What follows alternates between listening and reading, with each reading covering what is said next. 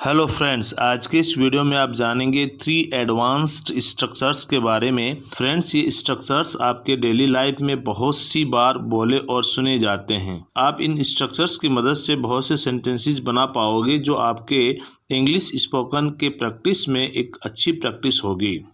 Friends, अक्सर आप बोलते हैं जैसे मैं चाय पी कर आया हूँ, मैं खाना खा कर आया हूँ, मैं नहा कर आया हूँ, हम मूवी देख कर आए हैं, मैं अपना काम करके आया हूँ। तो फ्रेंड्स, इस प्रकार के सेंटेंसेस में आप अक्सर आप कोई काम करके आए हो ऐसा आप किसी और व्यक्ति को कह रहे होते हो।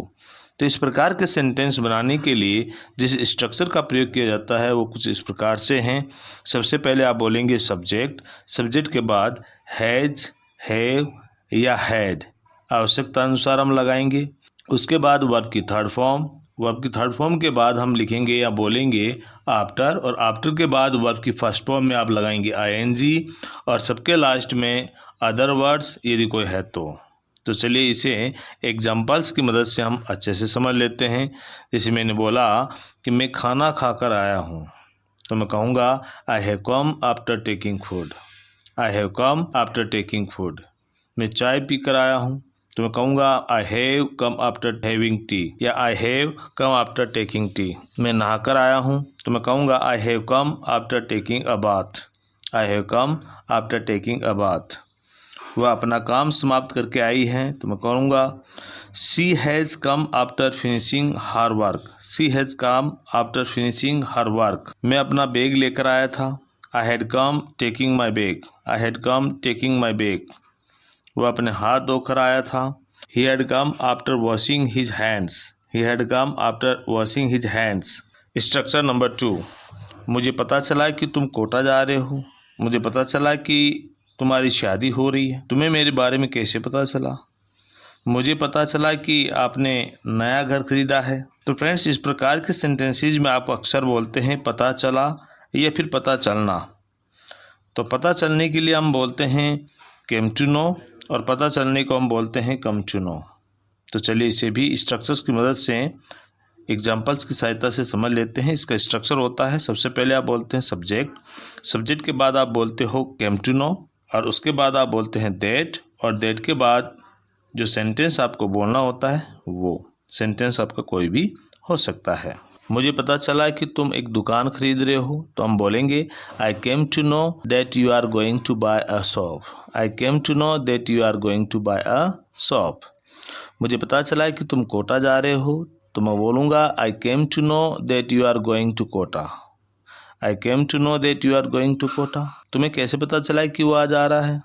तो how did you come to know that he is coming today, how did you come to know that he is coming today. मुझे पता चला कि तुम्हारी शादी हो रही है, I came to know that you are getting married, I came to know that you are getting married. तुम्हें मेरे बारे में कैसे पता चला? तो how did you come to know about me, how did you come to know about me. मुझे पता चला कि आपने नया घर खरीदा है, तो I came to know that you have bought a new house, I came to know that you have bought a new house. Now structure number 3, और अक्सर आप बोलते हैं पागल कहीं का, लालची कहीं का, झूठा कहीं का, मतलबी कहीं का।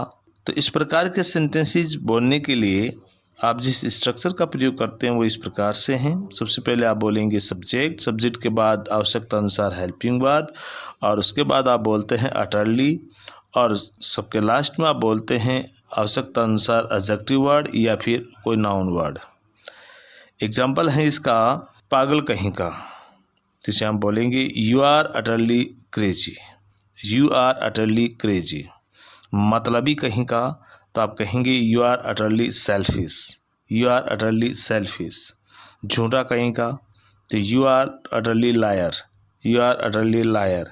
बेईमान कहीं का, तो you are utterly dishonest, you are utterly dishonest. चोर कहीं का, तो you are utterly thief, you are utterly thief. कंजूस कहीं का, तो you are utterly माइजर, you are utterly miser. बेईमान कहीं का, तो you are utterly dishonest, you are utterly dishonest. तो फ्रेंड्स, आज की इस वीडियो में बस इतना ही। तो मिलते हैं नेक्स्ट वीडियो में एक न्यू इन्फॉर्मेटिव इन्फॉर्मेशन के साथ। Till then take care, have fun, thanks for watching.